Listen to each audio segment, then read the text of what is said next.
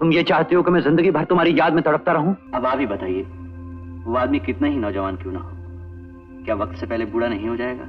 आएगा आएगा एक छैल छबीला आएगा। मेरी फिल्म में काम करोगे?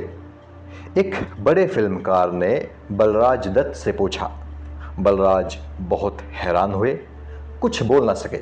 उन्हें समझ ही नहीं आ रहा था कि क्या कहना चाहिए। इतना न मुझसे तू प्यार बढ़ा कि मैं एक बादल आवारा।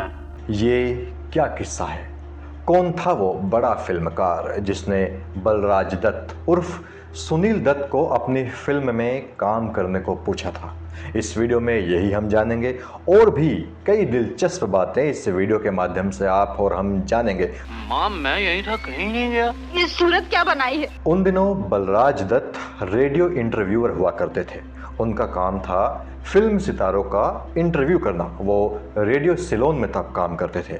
एक दफ़ा दिलीप कुमार भी रेडियो सिलोन में इंटरव्यू देने आए और दिलीप साहब का इंटरव्यू करने का मौका भी बलराज दत्त उर्फ सुनील दत्त साहब को ही मिला था। दिलीप कुमार के साथ रमेश सहगल भी आए थे और रमेश सहगल उस दौर में फिल्म इंडस्ट्री के बहुत नामी डायरेक्टर और प्रोड्यूसर थे। जब बलराज दत्त दिलीप कुमार का इंटरव्यू कर रहे थे तो रमेश सहगल बड़ी गौर से उन्हें देख रहे थे। बलराज की आवाज़ और उनकी पर्सनैलिटी रमेश सहगल जी को बहुत प्रभावी लग रही थी।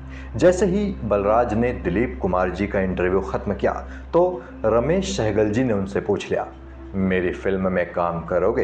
इस फसल से हमारा पेट नहीं भरेगा तो मैं इस फसल को आग लगा दूंगा। रमेश सहगल की वो बात सुनकर बलराज को बहुत हैरानी हुई।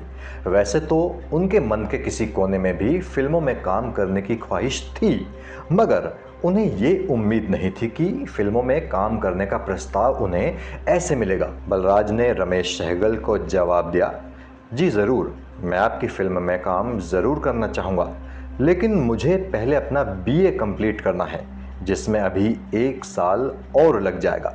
तब तक आपको इंतज़ार करना होगा। रमेश सहगल ने बलराज दत्त की वो शर्त मान ली और आश्वासन दिया कि 1 साल बाद मुझसे आकर मिल लेना। बलराज ने ऐसा ही किया। 1 साल बाद जब उनका बीए कंप्लीट हो गया तो वो रमेश सहगल के ऑफिस पहुंच गए। एक गरीब नौजवान जिसने उधार की किताबें मांग मांग कर एमए पास किया हो और उसके बाद भी बेकार हो। रमेश सहगल तो मानो बलराज का इंतज़ार ही कर रहे थे। तो जैसे ही बलराज उनके पास पहुंचे, उन्होंने फ़ौरन बलराज को अपनी नेक्स्ट फिल्म में बतौर हीरो साइन कर लिया। उस फिल्म का नाम था रेलवे प्लेटफॉर्म और वो साल 1955 में रिलीज़ हुई थी और उसी फिल्म से बलराज दत्त का नाम सुनील दत्त भी हो गया था। गायत्री, मुझ पर विश्वास करो, मैं जिंदगी भर तुम्हारा साथ निभाऊंगा। बलराज से सुनील दत्त ये कैसे बने थे? ऐसे बने थे कि उस ज़माने में बलराज साहनी साहब बहुत बड़े स्टार थे। उनका बड़ा नाम था फिल्म इंडस्ट्री में। एक और कलाकार थे तब फिल्म इंडस्ट्री में जिनका नाम था बलराज विज। तो खुद बलराज दत्त को ही लगा कि उन्हें अपना नाम बदलकर फिल्मों में काम करना चाहिए, नहीं तो उनकी पहचान बन ही नहीं पाएगी। एक दिन उन्होंने रमेश सहगल से अपने मन की ये बात शेयर की। रमेश सहगल को भी बलराज दत्त की ये बात बहुत सही लगी। फिर रमेश सहगल व बलराज दत्त ने बहुत देर तक माथापच्ची की। इस दौरान कई नामों पर चर्चा हुई, जिनमें से एक था सुनील। बलराज को सुनील नाम पसंद आया, मगर उन्होंने रमेश जी से ये भी कह दिया कि मैं कुमार सरनेम नहीं रखूंगा, क्योंकि पहले ही बहुत से कुमार फिल्म इंडस्ट्री में एक्टिव हैं। नदी किनारे पीपल के पेड़ के नीचे भगवान की लीला देख रहा था। रमेश सहगल भी बलराज की इस बात से सहमत थे।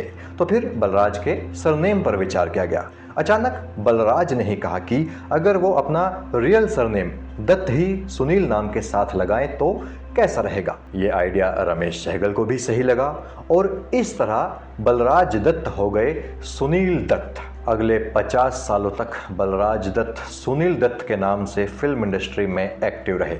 बहुत नाम कमाया, खूब खिताब जीते, बहुत सारा दुख भी झेला और बहुत सम्मान भी प्राप्त किया। कैसे किसी का सहारा बनूं, मैं खुद बेघर बेचारा। सुभान अल्लाह, सुभान अल्लाह। तो साथियों, ये थी सुनील दत्त साहब की फिल्म इंडस्ट्री में शुरुआत और बलराज दत्त से उनके सुनील दत्त होने की कहानी। उम्मीद है आपको ये कहानी पसंद आई होगी। इस वीडियो को लाइक ज़रूर कीजिएगा और इस चैनल को सब्सक्राइब भी कीजिएगा। मैं जल्द ही किसी और वीडियो में किसी और किस्से के साथ फिर से हाजिर होऊंगा। जय हिंद, जय भारत।